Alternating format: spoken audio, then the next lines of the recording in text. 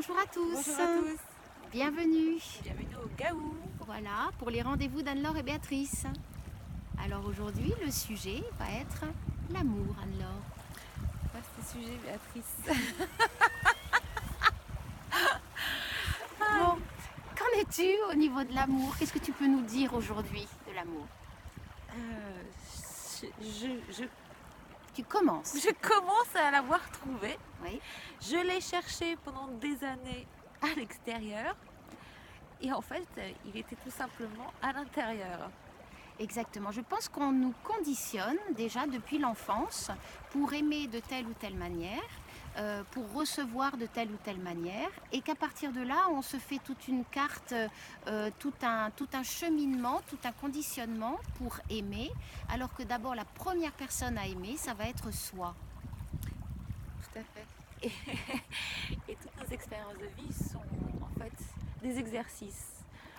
En tout cas, c'est comme ça que j'ai expérimenté. Des exercices avec des partenaires, qu'ils soient professionnels, amicaux, familiaux, pour nous aider justement à transcender nos propres blessures, nos propres peurs, et pour nous amener à cet amour de soi, à ce feu intérieur, à cette triple flamme dont on parle actuellement, à ce feu sacré qui nous anime et qui nous anime tous, parce que nous sommes tous de belles âmes, qui avons choisi des chemins très, très différents. Exactement, donc en fait, on a des parcours où on va rencontrer certaines personnes, que ce soit dans sa vie personnelle ou dans sa vie professionnelle, qui vont nous faire évoluer et qui vont nous faire avancer. C'est pour ça qu'il ne faut pas forcément penser qu'une personne a été négative envers vous. C'est toujours un rapport à soi, c'est la façon dont vous avez manifesté votre amour et où l'autre s'est placé par rapport à ça.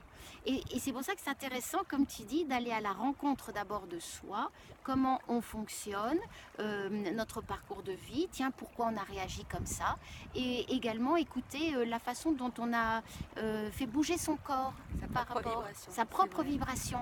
Et bien souvent, effectivement, ce sont les personnes, on va dire,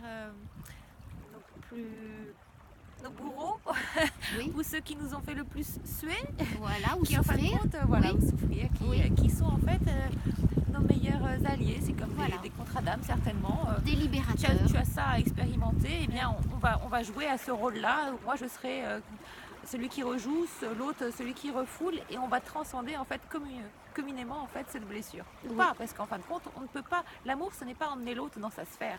L'amour inconditionnel, c'est bien aimer l'autre sans réserve.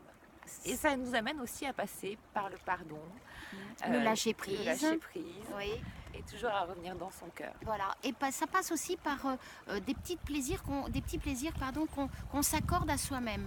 Déjà, se faire du bien. Bon, quand on a travaillé toute une journée, il faut penser que dans une journée, on peut s'accorder 10 minutes, une demi-heure, mais rien qu'à soi, pour faire quelque chose qui va nous faire plaisir. Parce que si vous avez du plaisir à faire quelque chose pour vous-même, vous l'aurez ipso facto pour l'autre. Ça résonne en moi ce que tu dis, parce qu'effectivement, moi ce que j'ai connu effectivement de par notre éducation, hein, Oui, oui, effectivement, oui.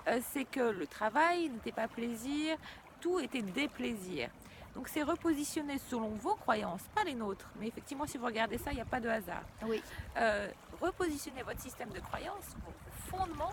Bien souvent, en fin de compte, on a accumulé tout un tas de programmes qui ne correspondent pas à la vibration de notre cœur, de par l'éducation, de par le transgénérationnel.